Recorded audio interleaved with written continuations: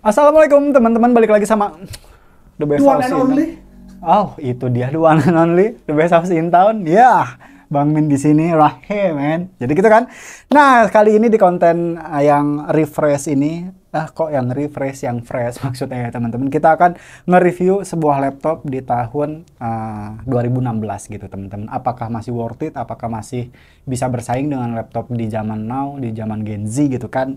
Itu dia. Pertama, ini laptop ROG GX 700V teman-teman, keluaran di tahun 2016. Udah bisa dilihat lah ya tebalnya seperti apa.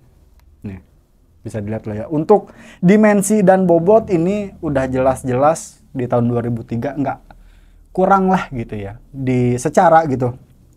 Laptop-laptop gaming di tahun 2022, 23, 21 itu udah tipis-tipis lah gitu. Tapi powernya is the best gitu. Apa sih is the best gitu kan.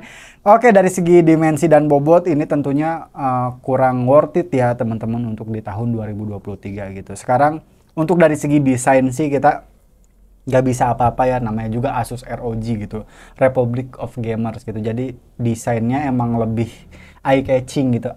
Eye catching kan maksudnya, dari misalkan Lenovo Legion atau MSI gitu, ROG itu selalu ada tempat tersendiri untuk desain para laptop gaming gitu teman-teman.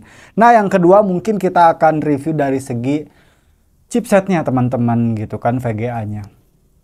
Ini udah pakai GTX 980 nih teman-teman. Ya walaupun sekarang udah banyak laptop gaming pakai GTX 1060, 1050 gitu, tapi untuk dari segi performa ini tuh nggak terlalu beda jauh nih teman-teman. Jadi masih bisa bersaing lah, oke lah gitu. Mau main Dota, Genshin Impact, Valorant pun ini bisa sangat-sangat compatible nih teman-teman. Ditambah dia udah memakai Core i7 nih teman-teman. Jadi mungkin masih banyak yang bingung kenapa di laptop gaming itu ada Core i5 tapi VGA-nya pakai RTX. Ada yang Core i7, VGA-nya masih pakai GTX gitu. Sebenarnya itu sama-sama mempengaruhi performa teman-teman. Jadi kalau Bang Min saranin sih, kalau misalkan ada pilihan Core i5 terus pakai RTX dan Core i7 pakai GTX, mending i7 pakai GTX nih teman-teman. Karena apa? Karena si prosesornya itu bakal ngangkat si performa dari VGA tersebut teman-teman gitu. Ada beberapa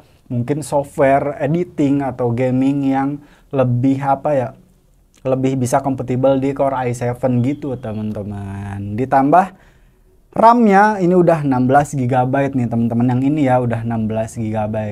Terus yang ada di sini 16 tambah 16 DDR4 loh teman-teman. Dan yang paling mempengaruhi RAM di sebuah laptop itu ya tentu besar kecilnya dan kecepatan speednya ya teman-teman. Jadi kalau misalkan teman-teman buka banyak tab gitulah, interface-nya banyak, RAM besar sangat dibutuhkan gitu teman-teman.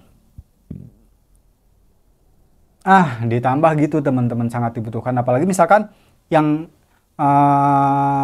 jaipongan, enggak ya, apalagi yang suka editing gitu Premiere Pro, jadi dia memakan RAM sendiri kan, ruangnya bisa disetting gitu teman-teman. Jadi kesimpulannya dari tiga aspek tersebut, ini kalau misalkan tidak untuk fleksibilitas yang tinggi gitu, nggak harus dibawa kemana-mana gitu, nggak harus dikit-dikit dibawa ke kampus, dikit-dikit dibawa keluar rumah atau dibawa kerja, ini sangat-sangat compatible nih teman-teman. Apalagi harganya udah sangat turun drastis teman-teman gitu. Kira-kira ini di harga berapa ya? 6 jutaan? 5 jutaan? Coba deh yang tahu tulis di kolom komentar ya. Segitu aja review singkat dari Bang Min. Kalau misalkan ada yang kurang-kurang, ya namanya juga kurang ya.